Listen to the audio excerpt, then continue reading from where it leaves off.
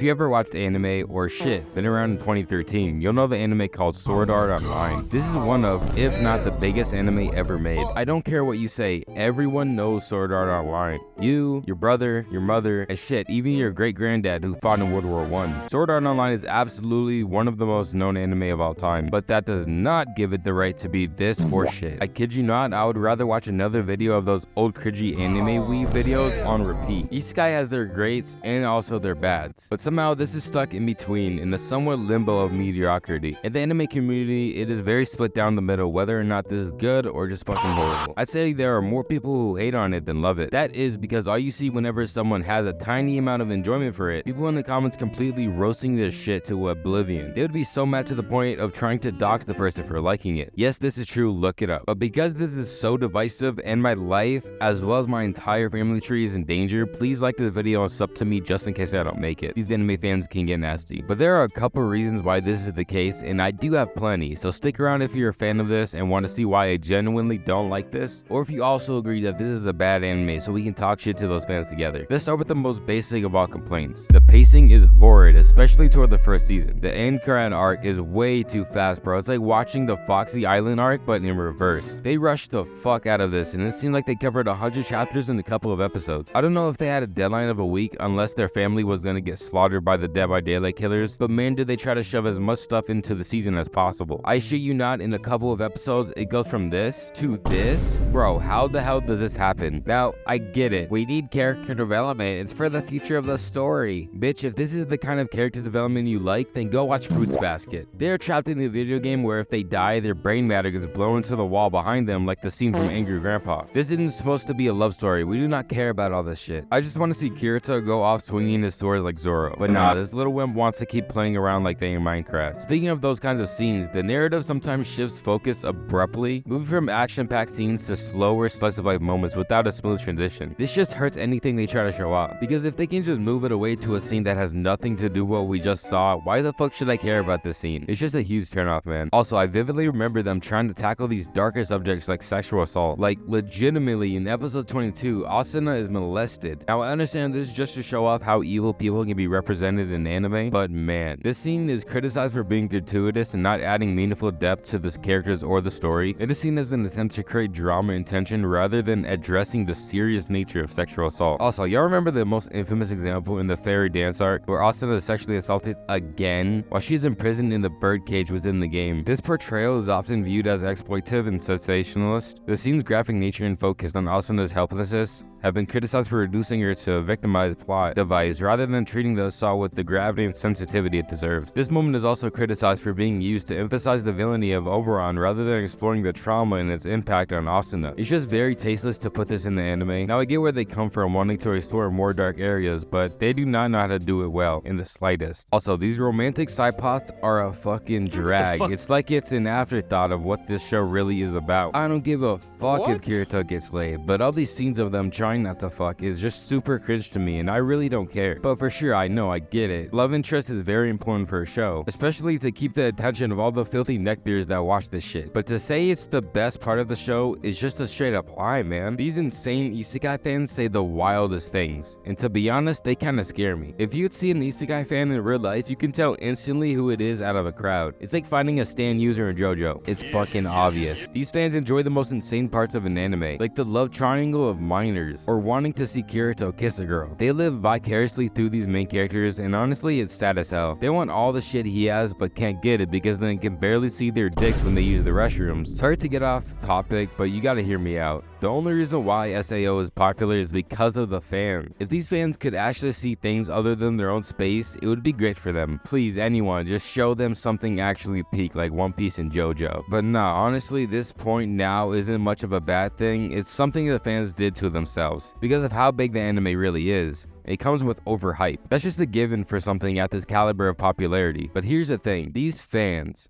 These super duper fans absolutely blow everything out of proportion. It seems like this is the anime that started it all. It's like this anime was spoken about by Jesus himself when he resurrected from the fucking dead. But take a guess if that's true or not. Yeah, it's fucking not. The amount of retardation in this community is crazy. They will sit here with a full seriousness and say SAO is one of the best anime ever made. Not just isekai, but anime in general. For whatever reason, if you like SAO, it's gonna be in your top 10. It doesn't matter how many bangers of an anime you've seen. SAO has to be there because of the brain rot has seeped too far into their brain canals. Now listen, I get it, it's like one of your first anime you ever watched. It's like nostalgia, I get it, Pookie. But let's be honest with ourselves here. This is not a good anime objectively. The amount of issues there is story-wise is insane. There are many things I've seen this anime do bad and it's too much to ignore. Drop down below why you don't like it, or hell, even if you do, let me know why. Subscribe today to let me hit 1 billion subscribers by the end of the year. Have a good one, guys. Peace out.